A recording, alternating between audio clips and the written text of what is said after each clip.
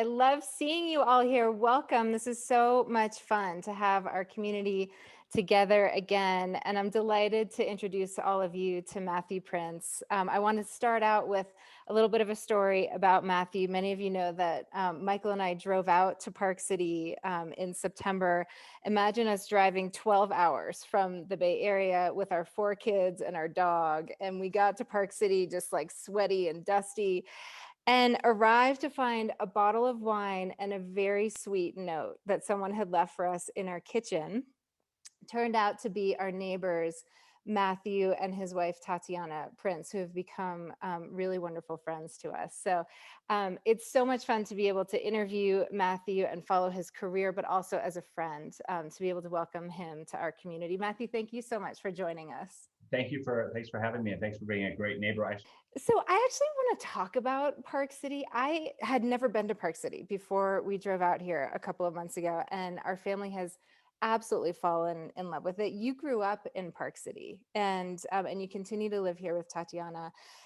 You've also lived in DC, in Boston, in Chicago, and the Bay Area. Um, will you talk to us about what drew you back here? I mean, we're living in this moment where there's been an exodus, a little bit of an exodus, particularly within the tech sector from the Bay Area, but I'm hearing about Austin, I'm hearing about Miami, I'm hearing about Denver. I'm not hearing as much about Park City. So I'd love your thoughts on why what drew you back? Well, so I did grow up here, and it's a pretty small town. It's really a resort community with 2 major ski resorts that are here, and I grew up. I've been skiing since I was 2 years old. So was really love that, and my wife enjoys it as well, and so that's been something that we've shared together. And my family has had places here, and a few years back. My wife and I decided to buy a place here, and we were just finding ourselves spending more and more time in town over the years, and so then in January of 2020, we were out here, and we were like, gosh, it's just this is a super comfortable and lovely place to be. Maybe let's spend at least the next year here. What we didn't appreciate was that come March, we were all going to be in the middle of a global pandemic, and that was that, and so it looked like it looked like a smart move in retrospect, because we had a lot more space here than we did in the Bay Area.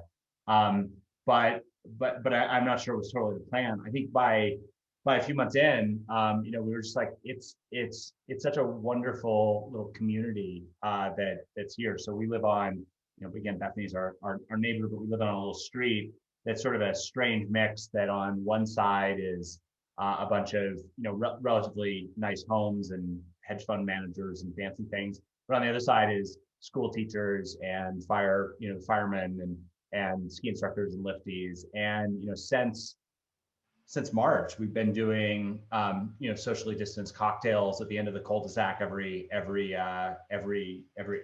week, and it's I think once you get past school and then outside of work, it's really hard to make friends, and it's been a really interesting that the little community that's developed here has sort of been a tighter group of friends than I expected, and I think a little of that's it's kind of a bunch of transplants that are all here together. You're actually a serial entrepreneur, and you started a company before Cloudflare, and you kind of joke that nobody's ever heard of it. But one thing that you've said in the past is you started it with 2 other men, and you said, in retrospect, it's not clear why we needed 3 guys, all of whom thought the same, as we search for our business model. You co-founded Cloudflare with your teammate Michelle, and you've been really thoughtful about diversity right from that very first moment. Can you talk to us about what a difference that's made for you and your team at Cloudflare? Yeah, I think so. The last company I started was a company called Unspam Technologies, which is still around. My 2 co-founders were, 2 people I'd gone to junior high school with. We had lockers next to each other in junior high school, and we became, friends as a result. And we were all some version of kind of wonky geeks. Sort of, 2 of us had gone to law school. We sort of understood technology pretty well, but we're kind of all the same. and I was a CEO, and I can't remember what the other two guys' titles were. Um, but the challenge was that no matter, like, I know a lot of folks here come from the military and sort of the hierarchy that imposes, and there's such a tradition and such a history of that works. But if you're just three friends and you're like, hey, I'm in charge, and you two are this other thing, but you all came, like, you've all had basically the same experience, it's really hard to figure out whose job is what. And so, as a result, um, the three of us just fought like crazy, and it wasn't very fun for a long time. And we were largely arguing over, who was in charge. And whenever we'd have a disagreement, I'd say, well, I'm CEO, and so I'm in charge. But that turns out, like, again, that can kind of work when you're in an established organization like the military that's got that sort of regimented hierarchy in place. But for three people where where there really isn't that much difference in the skill sets that we had, it became really difficult. And so I had taken a sabbatical from that company to go to business school, and I was really reflecting on, if I did something next, what would I do? And the two biggest values of that first company were, first of all, I realized that starting a company with your friends is a bad idea. Like, I mean, the only thing worse maybe be starting with your spouse, or a sibling. Like, but like that's not the best strategy. You want some separation. That was valuable. And then the second thing was, I think I learned a lot about myself and the things that I was good at and the things that I wasn't good at. And if you think about, all the things that have to get done in order for a company to work, I'm good at the kind of, dream up the idea and figure out how to market it, and be a little bit the carnival barker. And again, that's actually an important role. I am not good at remembering to pay rent, or turning our hiring process into a systematic system, or Scrum or Kanban, or any of that sort of the process stuff. I'm not super good at. And so while I was in business school, I was really trying to find somebody who was sort of the yin to my yang, or sort of that would be complementary. And it turned out that there was a woman in school who, a lot of, I can joke because you and Michael are both business students too, but a lot of business students are kind of jerks, and really sort of full of themselves. And it was really interesting. There was this one woman who was in my little cohort, who was like the person who was genuinely trying to find the right answer, and would like raise her hand and say, hey, I think we should go back to Bob's point, because Bob just made a really good point. Bob, what do you think? And you're like, wait a second, didn't you get the memo? That's not how you're supposed to do this. But she was, again, very just really seeking kind of the right answer, and was really disciplined in process and all the things that I was bad at. We weren't very good friends. I joke that if she had a birthday party and she'd invited 40 people, I wouldn't have gotten an invitation. 50, I probably would have. So I was sort of like her 50th best friend in business school, which is pretty far down the list. But again, I think we had a ton of respect for each other, and that partnership has worked really, really well. And I think we've grown into being incredibly good friends. Incidentally, it happened that she was also a woman, and it happened that she was also Canadian, and a bunch of other things. But like, that wasn't, I don't know that I was selecting for that necessarily. I think that has subsequently turned out to be helpful because she just has a different perspective. She grew up in a different part of the world. She, her family was very different than mine. Her, her educational experience is very different than mine. Her experience just as a human being was very different than mine. And I think that, again, like, there's so many different challenges when you're trying to build a business, that the more that you're able to have people who can see things from different perspectives, who you still respect, like you can't have, you can't have two people who hate each other, but if you can be like, listen, we have kind of a common ground of respect, but we see the world from different perspectives, then I think that makes it less likely that they have blind spots. And I think one of the things, like there are a lot of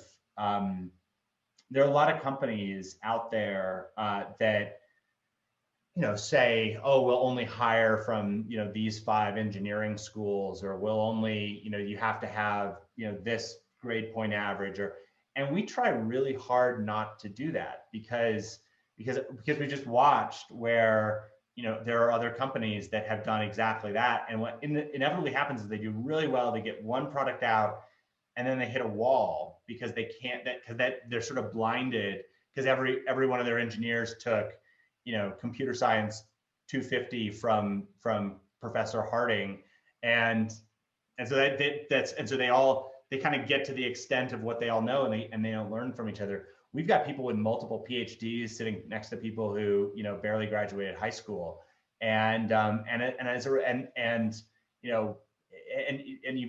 they're all super smart, but they've all taken different paths, and I think that makes it more likely that we're able to continue to be innovative and find creative answers. Mm-hmm.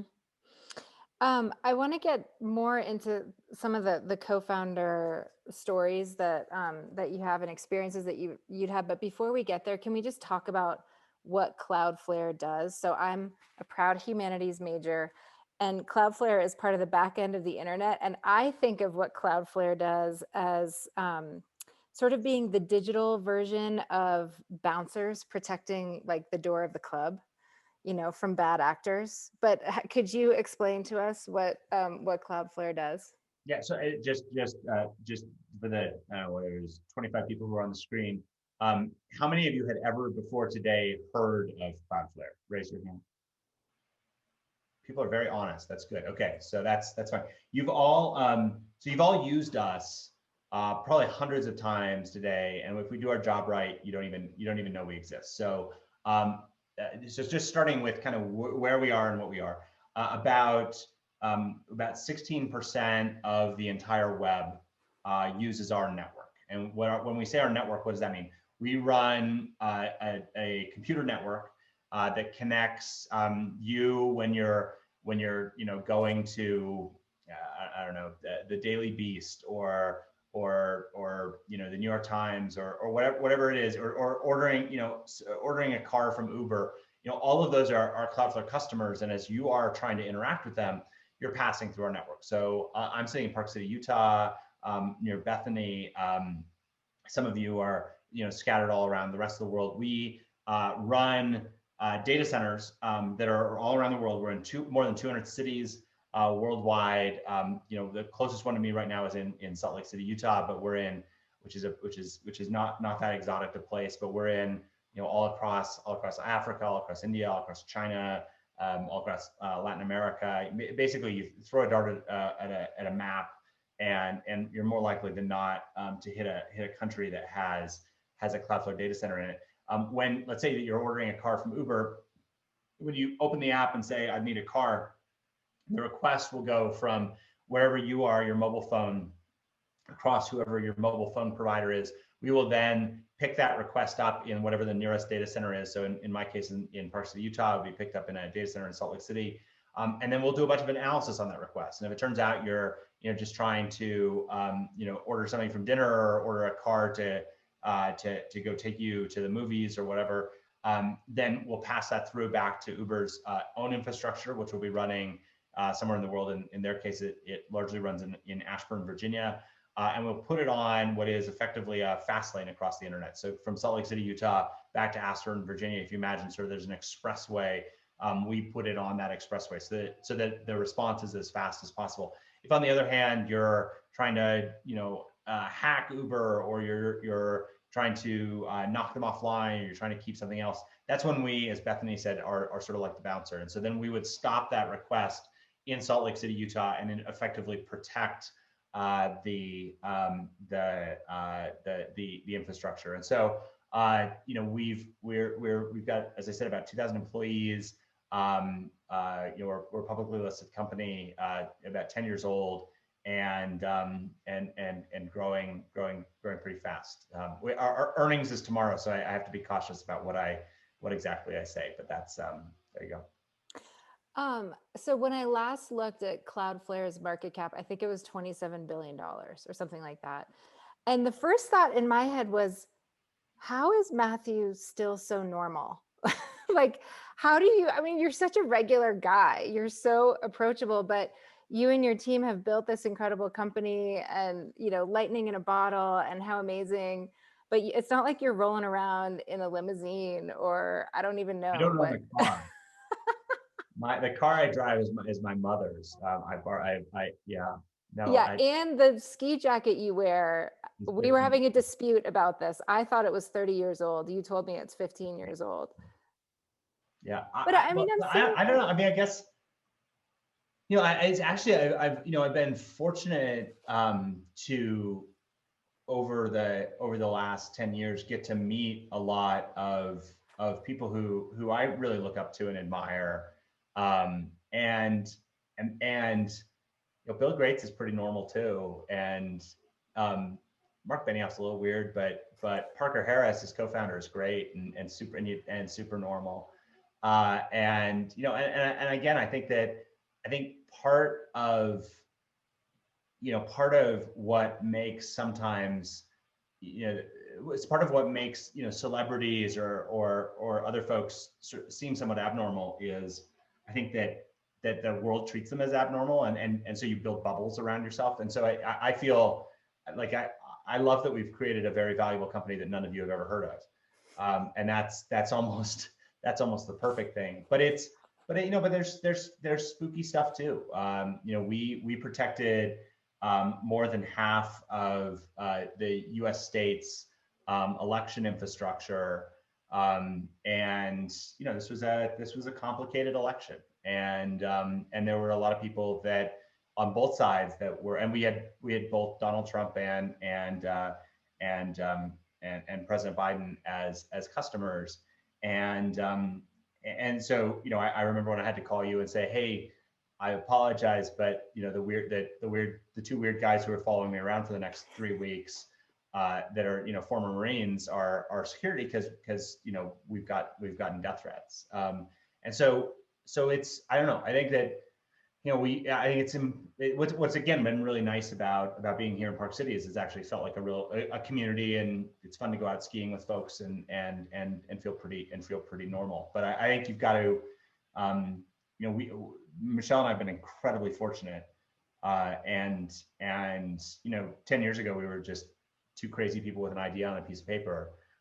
It is remarkable that idea on the piece of paper can go from worth nothing to something that's pretty amazing. And I think that, I mean, when we started, I had to borrow money from my mom to pay my rent, and I'm still borrowing her car, and so it's that's it's still, sort of try to stay as connected to reality as you can. It also turns out there's just not that much. I don't know. Once you kind of get your basic needs settled, it's not that much else that you need in the world. If you're fortunate enough to be able to afford somewhere to live and afford to put food on the table for yourself and your family, after that and if you just don't really care about impressing the neighbors, then there's not all that much that's different. So. Our family is here for it to keep you guys normal. We rolled in, poor Matthew and Tatiana, like just such a nice couple. And then we roll in with like our 4 kids and dog and total wild craziness. And you all have been so welcoming to us. And something I think about background, by the way, in behind Casey is me over at dinner at Bethany's house on their dog that likes to sit in the chair. Sorry. So that was great. We have low standards. Around our home, but Matthew and Tatiana put up with us. And one thing that you and I have talked about before and kind of bonded over is you describe yourself as an introvert. But I don't experience you that way. And I describe myself as an introvert, and a lot of breakliners don't experience me that way. But something that I think is really neat about you, and you've talked about this street a couple times just in the last half hour, you are really active about building community and building friendships. And so, just one little quick anecdote. You recently wrangled 3 generations of skiers from our street. So we had retirees, parents, and like little kids. And Matthew, in this like extremely bright yellow jacket, was just taking this whole, horde of people all over the mountain. Um, and so you like from the beginning, you have struck me as a really good friend and somebody who tries hard to be a really good friend, you and Tatiana. Um, and so I'm interested, do you do this? Do you think in spite of being shy or because you're shy? Does it have nothing to do with that? It's just such an apparent part of your personality to me. I'm interested in Yeah, hearing your I thoughts on like. I mean, I enjoy. So I don't enjoy talking about myself. So this is all a little awkward. I I do enjoy. It's interesting. I talked to my dad last night, and his theory of me is that I like to create spaces where people come to, and sort of generate that. And so like our sales team, for instance, wanted to have customer dinners, and we tried to do one at a restaurant, and it was just a disaster because I hid in the corner and hated the whole thing. And so I said, I will do these, but we have to do them at my house. And they're like, you'll do it at your house? I'm like, yes, because then it's my house and I can have everyone over. And if I want to hide, I can go hide in the other room, and I can do those things. There's a conference that we attend every year, which again, it's this hyper social thing.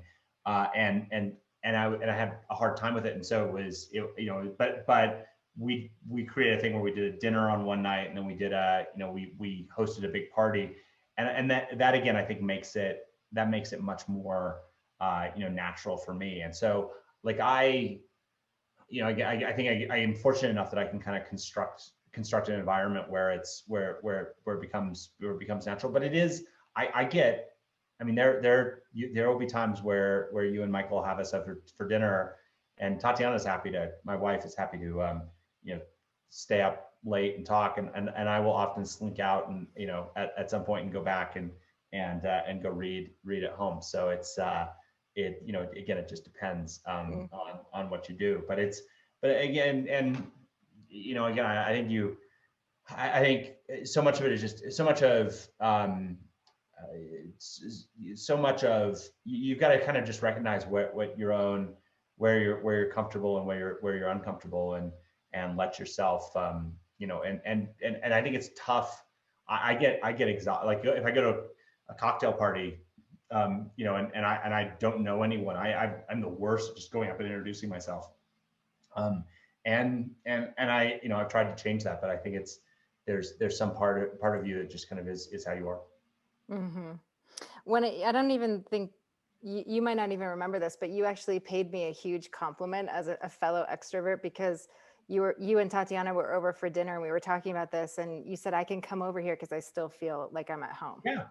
Yeah. So I mean, yeah, it is. It is. It all. Yes. I think that's right. And your family's been super welcoming. And again, it's 50 feet away. Like if I don't need to run away, it's pretty easy. So like I can't stand boats, and everyone's like, oh, do you get seasick? And I'm like, no. I'm like, I get claustrophobic. And they're yeah. like, oh, well, what if you're on a big boat? And I'm like, no, it's still claustrophobic, because like I'm all the entire time calculating, okay, if I needed to, could I jump off and swim back to shore?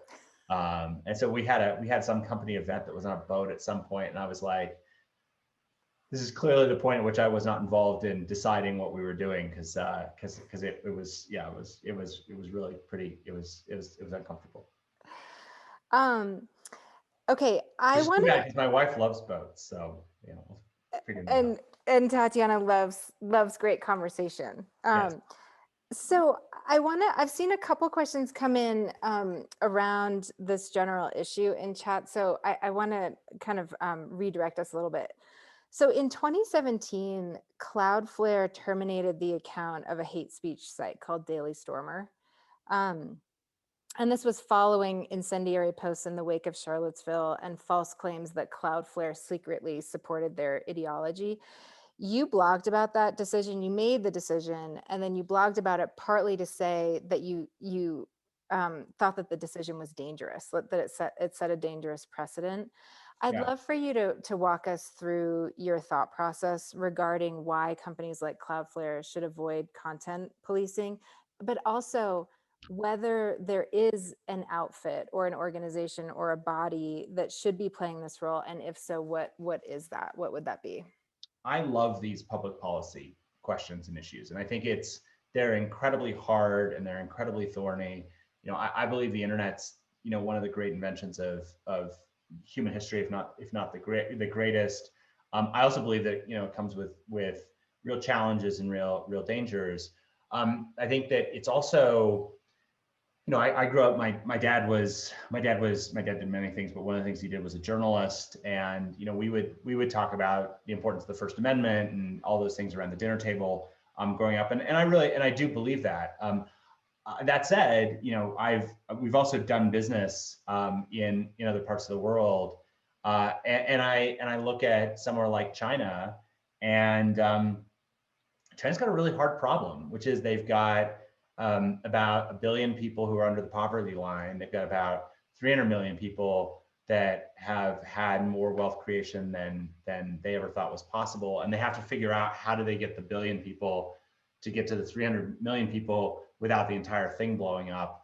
And they all, most of the leaders there are old enough to remember, or at least have parents who remember the Cultural Revolution, where the leaders were literally, dragged through the streets and beaten and killed. And I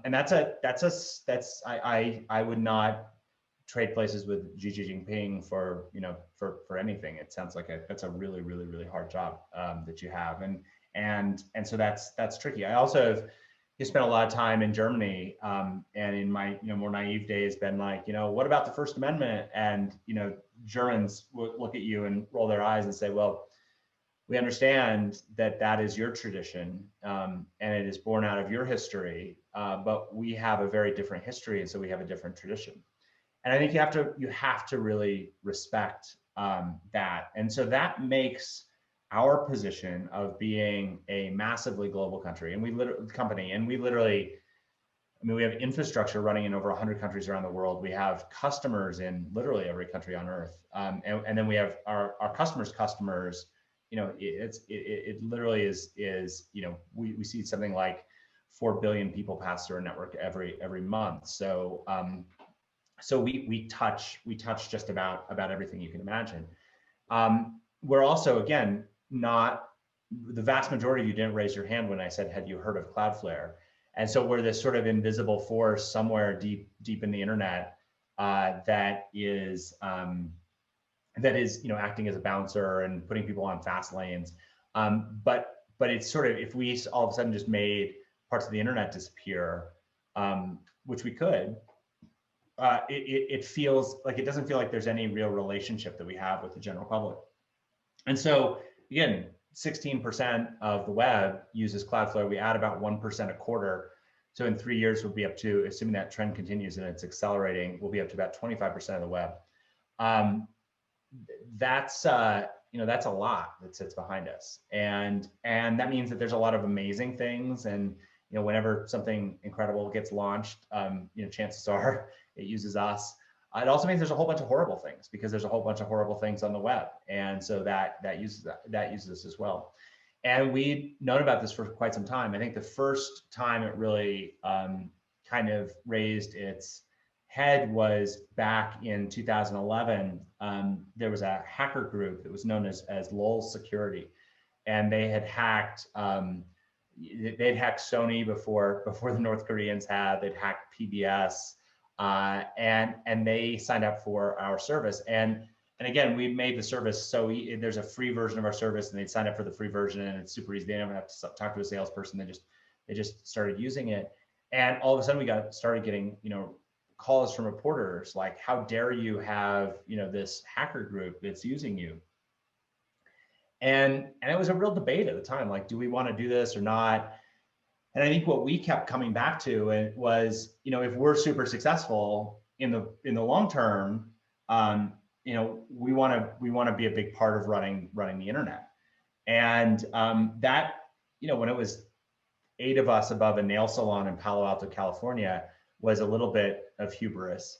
But today, when so much of the internet relies on us, it's those questions of what would the right policy be if Cloudflare ran the entire internet actually was a really good way of framing things. And so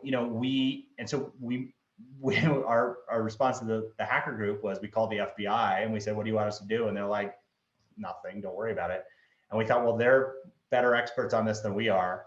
And so we didn't worry about it. And over the years, horrible things would use us from time to time. And then in 2017, there was a group called the Daily Stormer, which was, they portrayed themselves as Nazis. I think the more accurate thing to describe them, having learned more about them, is that they were really just internet trolls. They were just horrible people who were trying to push other people's buttons, and they were really effective at it. And it was right after Charlottesville, and there was a woman who had been killed in Charlottesville. The protest that had happened there, and there was a white supremacist sympathizer who'd run over a woman in his car, and they basically wrote this just really disgusting screed on how she deserved to be run over by a car, which is, just absolutely abhorrent in every possible way. And they, like, again, we don't host that content. That's not us, but it would pass through our network. So we're sort of like the AT&T that's out there. And for a while, we said, listen, it's creepy if the phone company is listening in on your, weird uncle's phone calls and says, hey, you said something racist, so we're going to pull your, your phone privileges. And so it didn't feel like it was the right thing for us to do as well. But you could see both a little bit in the U.S., although the U.S.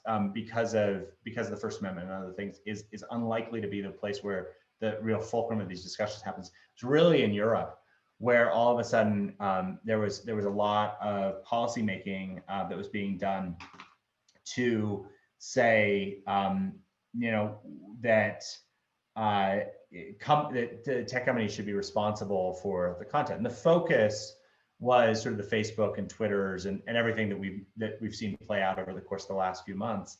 But we were really worried that we were going to get swept up into it. Meanwhile, one of our largest customers, who was spending over $1 million a year with us, said basically, you fire them or that you fire us. And again, we're a business, so that was the case. And so we had both this regulatory threat, and then we had this customer threat. And the question was, how do we deal with it? Because we didn't really think that it was the right place for us to be. We're not the ones promoting content. We're not the ones organizing content. We're not a search engine. We're not a social network. We're one step above kind of an undersea cable, and yet people were trying to put pressure on us to censor certain things that were online. And so we made a determination. It was actually, we portrayed it as a very rash act, but it was actually more well thought through than that. We sort of knew that we were going to have to do something at some point, and what we did was we kicked them off. And there is nothing that feels better than firing a bunch of Nazi trolls from your network. Like that was fun. But then we wrote about why, we wrote sort of a public policy sort of primer on how the internet works and who all the different players are, and why it's dangerous if you sort of start to put if you start to put discretion at every different step along the way.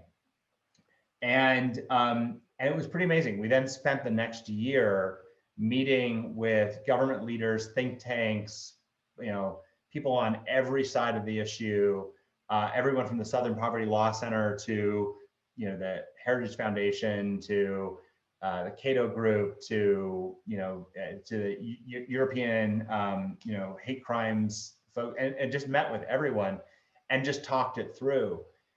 And what emerged out of that was that largely the regulation that has come through has said, listen, Facebook and Twitter and those folks should control what's on their platform, but folks that are the underlying infrastructure providers should largely stay out of it.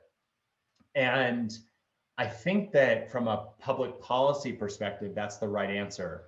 And I think that certainly from a business perspective, that has turned out to be the right answer for us. So, it's a bit of, Immanuel Kant would roll over in his grave. We were definitely using the neo-Nazis as a means to an end, but we sort of fired them, and as a result of that, I think we were better able to frame the arguments, because we've been trying to talk about this stuff for a long time, but it was until we kind of broke the principle and then showed why that was dangerous that it did anything. What's been somewhat surreal over the last few months, ever since the just horrific events that happened in the Capitol and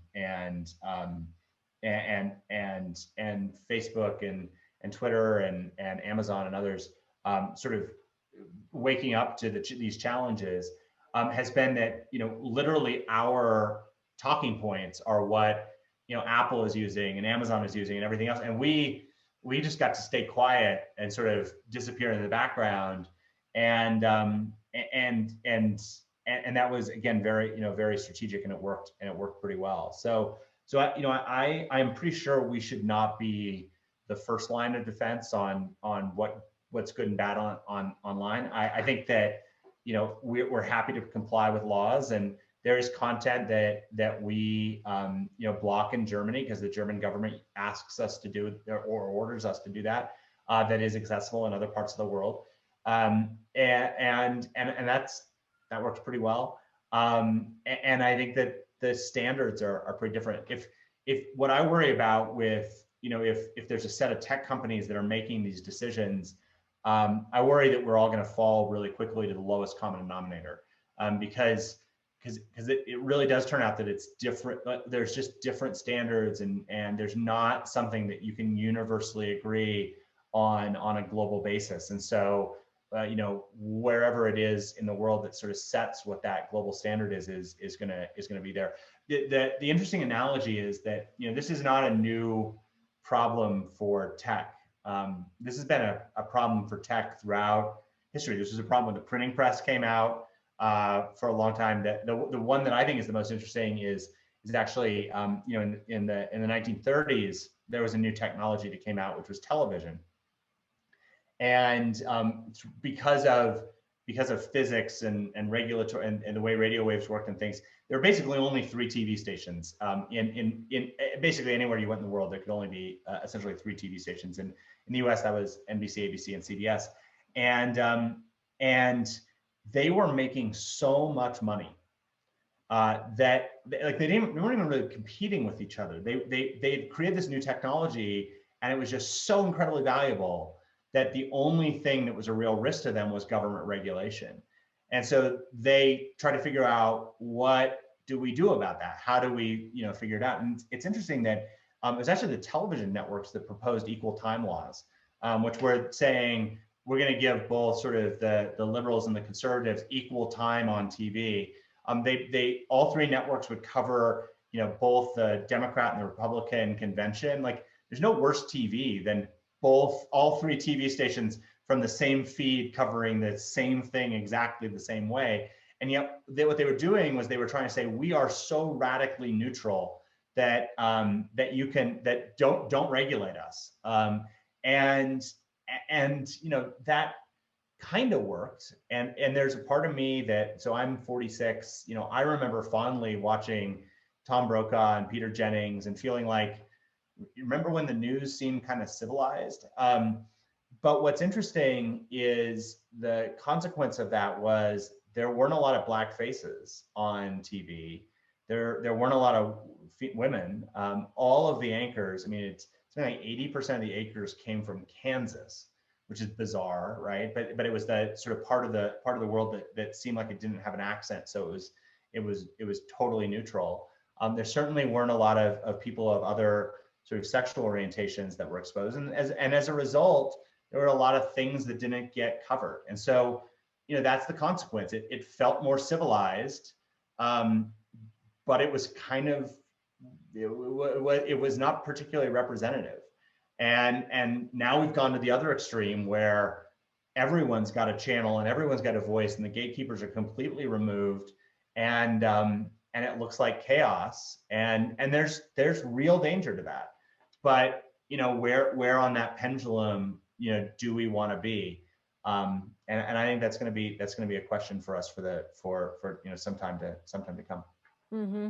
And I want to dovetail with your response here. I'm going to combine two questions from Stuart Jones and Drew Bouchard. What are your thoughts on how cybersecurity will evolve over the next 5 years? And how is Cloudflare keeping pace or staying in front of the increasing complexity of cyber attacks? So my somewhat controversial take is that there will be no standalone cybersecurity companies in certainly 10 years. 5 years is probably a little optimistic, but certainly 10. I think cybersecurity just becomes table stakes, and it gets built into the underlying platforms. And if you're using Salesforce or using AWS or using Cloudflare, like, cybersecurity just comes along with it. The analogy that I would draw is, my last company was an anti-spam company.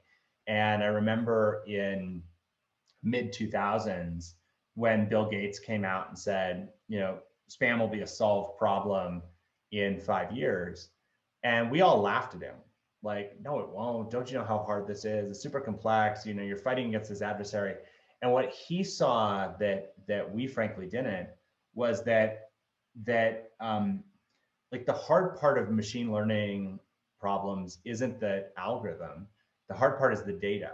And once you have the data, then you can actually respond super quickly. And so what he saw was, they were going to build cloud email services. It was going to collect everyone's email. And if you saw all the good email and all the bad email, and you got enough people clicking on "this is spam," you could very quickly train what are effectively, really powerful filters that would outperform humans. And it worked. And today, spam is largely a solved problem.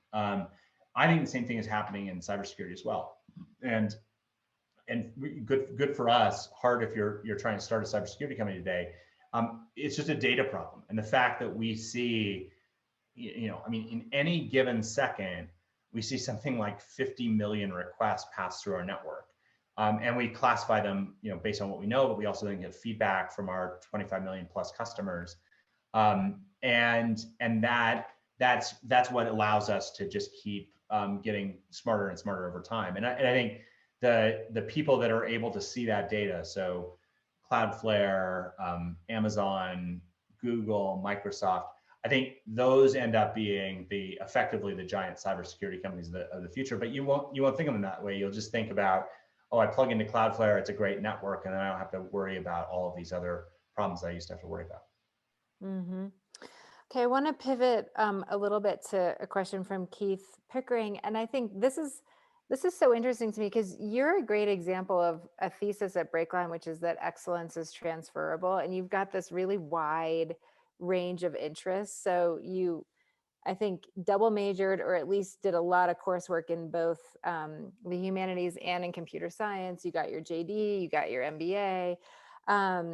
And you've taught law, but you were also a ski bum or a ski instructor, at various. I literally 5 minutes before I got on this, I was skiing. So I told them that you and Tatiana were out there. And you have talked about teaming up with Michelle, and on a podcast you said that Michelle was actually really worried about the fact that she didn't have a technical background. And you said to her, you'll be an expert in 6 months. So Keith's question is, could you talk about someone on your team that's very effective, but they didn't come from a technical background? What makes them successful in such a technical company? I wonder if Michelle is that person, or there might be, another example that you want to pull from. I mean, there are tons of, again, you want as many different perspectives as you can get. So Michelle had studied um, Michelle had studied to be a doctor. So she was pre-med. She thought she was going to be a doctor before she went to, I think she'd gotten into medical school. She deferred admission because she decided, like, I'd just love to go figure out, maybe I want to do this investment banking thing instead, which was both tough jobs actually. And so she went and worked in finance for a couple of years, and then decided, yeah, I don't really want to be a doctor. And so instead, she started an events company and then she was like the first employee at a company that was doing employee rewards, sort of employee motivation stuff.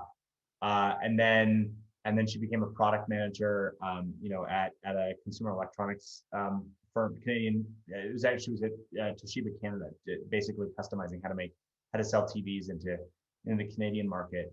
And so like she'd come from a bunch of different things. I think that what really characterized her is she's just a relentlessly curious person. But she was super nervous because she really she didn't know what BGP was, and she didn't know what DNS was, and she didn't know how internet routing worked and all those things. And she had offers to go work at what were much more traditional kind of paths and safer paths. But I think that as we started working on this, she was super curious. So she took some like Code Academy course to learn how to code a little bit, but not like she never wrote a line of code for Cloudflare, but she at least wanted to feel like she could relate to the people who were.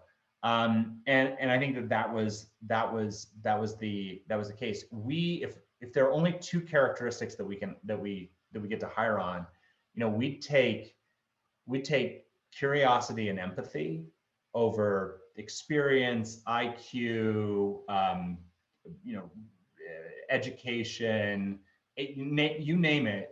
Like I'll take curiosity and empathy over anything else. If you can find people who are curious, want to learn new things, want to take on new challenges, never say that's not my job, like jump into all those things. And then you can find people who also, are empathetic. So good listeners, willing to question their own assumptions, willing to change their mind if it turns out their assumptions are not correct, able to see that they have a perspective, but other people have different perspectives as well. Like they can learn anything. And then the other thing that's great about them is they can also teach anyone anything. And if you can find people who are great learners and great teachers, and you put them together, not only are they fun to be around, but they sort of creates this flywheel, which is self-reinforcing. And so I think that's the case. Like we've hired, as I mentioned earlier, I mean, we've hired people we've hired people straight out of high school, who are just technical geniuses. We've also hired people who have literature PhDs, and you have to do all these things in order to make it work.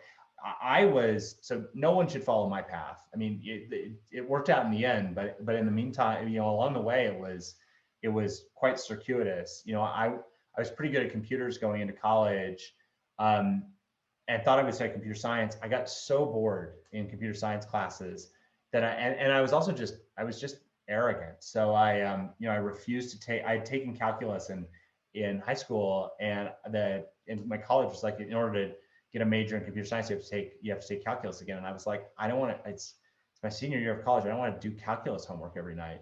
And so I ended up getting a minor in computer science, but majored in English literature. I had offers to go work at companies like I honestly didn't think were going anywhere, like Yahoo, Microsoft, and Netscape, back in 1996, and turned them all down because I didn't want to spend the rest of my life sitting in front of a computer writing code.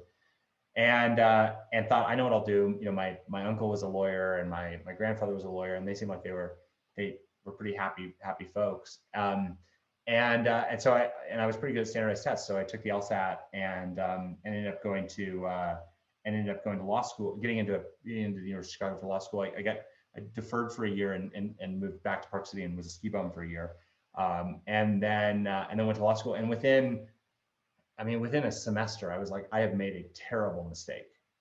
Because what I realized was that, my grandfather and my uncle were happy as lawyers, but it was really because they had been real estate developers, not really lawyers. And what lawyers do is they spend all their time sitting in front of a computer writing code, but without the benefits of a debugger or a compiler. And but I was too stubborn to drop out. So I graduated, and then I went to work.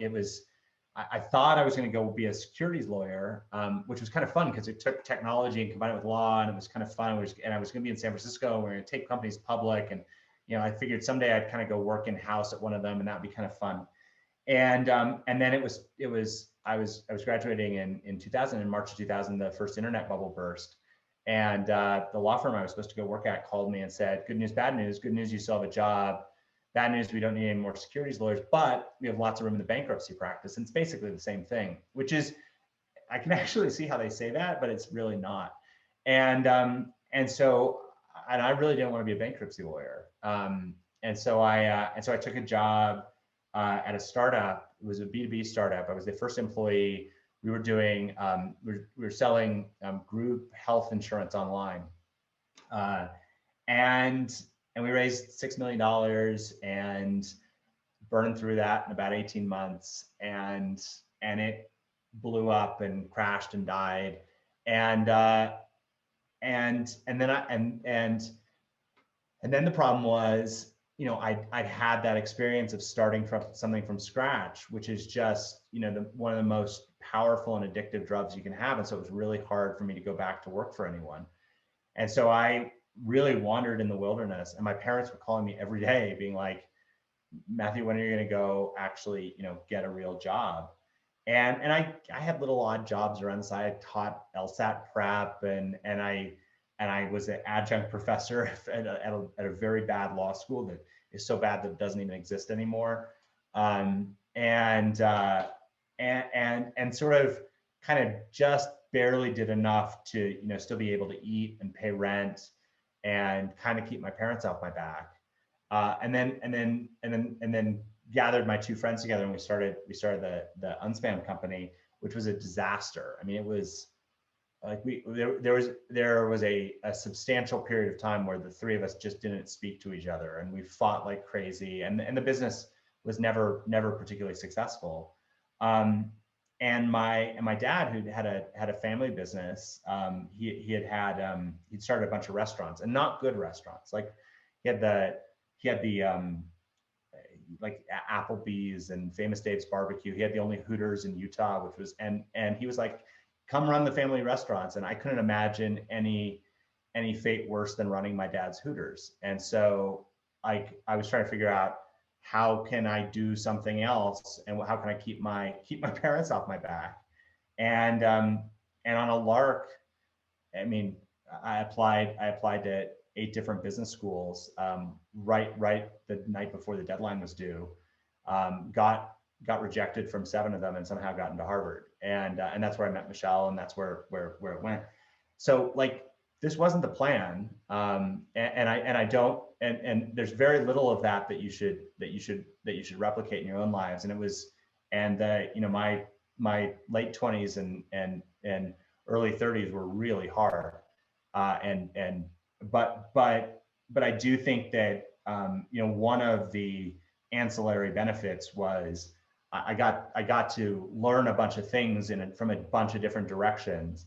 And I got to meet some really incredible people who, whether it's Michelle, who is my business partner, or Alex, who I went to law school with and runs our business development team, or Doug, who's our general counsel, or Alyssa, who runs our public policy team. Those are all people that you kind of meet along the way. And so, to the extent that you can find ways to put yourself in those environments, that can be super helpful for you. And that's but it was definitely a circuitous path. All right, Matthew, I know we're at time. I have one lightning round before we close, and this is from Carlos Plazas. He says, "Hi, Matthew. If you had only one last day on your skis, powder conditions being equal, what mountain would that be on?" Oh, I mean, I live on the side of Park City. I can ski out of my backyard, and I grew up skiing here. So So this definitely feels like home here. So this is where I would be. I will say that I used to be a very good skier.